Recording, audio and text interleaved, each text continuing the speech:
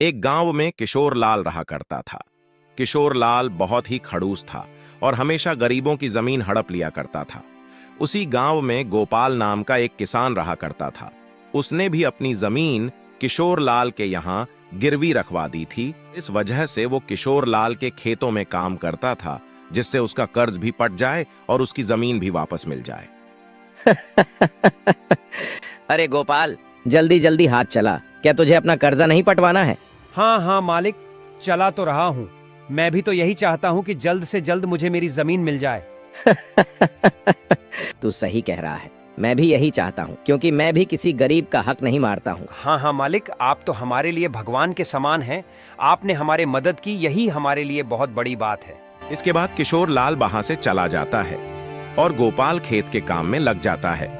गोपाल को काम करते करते 1 बरस हो गया था, पर अभी तक किशोर लाल ने गोपाल की जमीन वापस नहीं की थी। इसी वजह से वो काफी परेशान था। गोपाल काम करके घर आता है तो उसके पत्नी शीला बोलती है, अजी सुनते हो, अब तो 1 बरस होने को आ गया है। आपने अभी तक रुपए नहीं पटा पाए। आपने तो मात्र 20,000 रुपए लिए थे और हमारी जमीन तो पूरे 2 लाख की है। और ये किशोर लाल सेठ हमारी जमीन हमें वापस क्यों नहीं कर रहा है? अरे भाग्यवान, तुम शांत रहो, सब ठीक हो जाएगा। मैं इस बारे में सेठ से बात करूंगा। वो बहुत ही चालाक है। इस वजह से मुझे नहीं लगता कि वो हमारे खेतों को आसानी से वापस करेगा। अगर उसने हमारे खेत हमें वापस नहीं किए तो हम तो बर्बाद हो जाएंगे। हम क्या करेंगे? क्या हमें पूरी जिंदगी इसी तरह काम करना पड़ेगा? अरे भगवान, तुम क्यों परेशान हो रही हो? मैं कुछ न कुछ उपाय निकालकर अपनी जमीन वापस ले ही लूंगा। अगले दिन गोपाल सेठ किशोर लाल के पास जाता है और बोलता है, सेठ जी, अब तो पूरे 1 बरस हो गया है। अब तो मेरा कर्जा भी पट गया होगा। अरे गोपाल, अभी कहां से पट गया? तुम्हारा कर्जा अभी तो तुम्हें इस बार भी काम करना पड़ेगा, तब जाकर पटेगा। मालिक, ये आप क्या कह रहे हैं? 1 बरस मैंने आपके पास काम किया और मैंने आपसे मात्र 20,000 रुपए तो लिए थे। मुझे पता है, मुझे ज्यादा बताने की जरूरत नहीं है। मैं तुम्हें जितना कह रहा हूं उतना ही करो। अगर जमीन वापस चाहिए तो काम तो करना ही पड़ेगा, वरना जाओ अपने घर। ये सब सुनकर गोपाल समझ जाता है सेठ उसके साथ बेईमानी पर उतर आया है और गोपाल अपनी एक तरकीब लगाता है। और अगले दिन गोपाल खेत में काम कर रहा होता है तो वो एक चमकीला घड़ा उठाता है और वो सीधा अपने घर पर आ जाता है। जब ये बात किशोर लाल को पता चलती है तो वो गोपाल को बुलाकर कहता है, क्यों रे गोपाल, तुझे मेरे खेतों में एक घड़ा मिला है ना, और तूने मुझे ये बात बताए भी नहीं। ये तो अच्छा हुआ कि ये बात मेरे आदमियों ने मुझे बता दी। चल चल ला वो घड़ा मुझे दे। अरे नहीं मालिक, मुझे कोई भी चमकीला घड़ा नहीं मिला है। लगता है आपको कोई गलतफहमी हुई है। नहीं, मुझे कोई भी गलतफहमी नहीं हुई है। मेरे आदमियों ने कहा है कि तुझे एक चमकीला घड़ा मिला है। जरूर वो एक सोने का घड़ा होगा, इसीलिए तो तू झूठ बोल रहा है। जल्दी से वो घड़ा दे मुझे। अरे नहीं मालिक, वो कोई सोने का घड़ा नहीं है मालिक। वो तो एक जादुई घड़ा है और वो मैं आपको नहीं दूंगा, क्योंकि वो मुझे मिला है। क्या?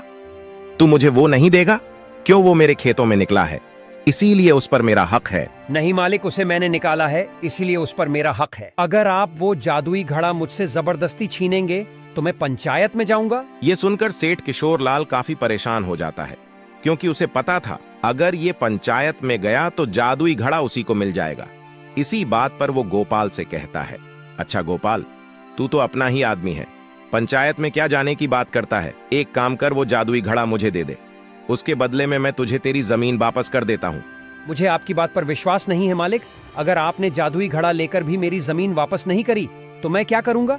अरे नहीं नहीं, मेरी बात पर भरोसा रख। अच्छा तो ऐसा कर, पहले अपने खेत के पेपर ले ले, इसके बाद मुझे वो जादुई घड़ा दे देना। ठीक है मालिक, मैं अभी अपने घर जाकर वो जादुई घड़ा ले आता हूँ। तब तक आप कागज तैयार रखें। और यह कहकर गोपाल अपने घर चला जाता है और कुछ देर बाद वो जादुई घड़ा लाता है और उसे देखकर सेठ गोपाल को उसके खेत के पेपर उसको वापस कर देता है और गोपाल भी सेठ को जादुई घड़ा दे देता है और गोपाल अपने घर आ जाता है। मुझे जादुई घड़ा मिल गया, अब तो मैं मालामाल हो जाऊंगा। ऐ जादुई घड़े, मुझे बहुत सारा सोना चांदी दे दे। ऐ जादुई घड़े, मुझे बहुत सारा माल दे दे। पर वो घड़ा सेठ को कुछ भी नहीं देता है और सेठ फिर से कहता है, जादुई घड़े दे देना देता क्यों नहीं है? मैं मालामाल होना चाहता हूँ, देना देता क्यों नहीं है? पर फिर भी वो घड़ा सेठ को कुछ नहीं देता है। इस पर सेठ को बहुत ज्यादा गुस्सा आ जाता है और वो घड़े को फेंक देता है, जिससे उसके 2 टुकड़े हो जाते हैं। इसके बाद सेठ गोपाल के घर जाता है। तूने मुझे बेवकूफ बनाया, उस जादुई घड़े ने मुझे कुछ भी नहीं दिया। हाँ हाँ, मुझे पता है कि आपको कुछ भी नहीं देगा, क्योंकि वो घड़ा मामूली था।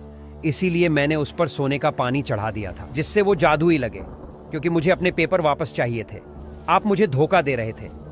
अगर आपने मेरे साथ कुछ भी किया तो मैं पंचायत में चला जाऊंगा। क्या तू मुझे धमकी दे रहा है? तुझे पता नहीं मैं सेठ किशोर लाल हूँ, मैं कुछ भी कर सकता हूँ। मुझे पता है, मगर आपको नहीं पता है। अगर मैं पंचायत में चला गया ना, तो आपका क्या होगा? ये सब सुनकर किशोर लाल बहुत डर जाता है, क्योंकि उसे पता था कि उसने गोपाल से बेईमानी की है और इसे वजह से वो चुपचाप लौट जाता है। और गोपाल तो बहुत खुश हो जाता है, क्योंकि उसे उसके खेत वापस जो मिल जाते हैं। दोस्तों, अगर आपको यह कहानी अच्छी लगी हो तो प्लीज वीडियो को लाइक, शेयर, कमेंट और चैनल को सब्सक्राइब करें।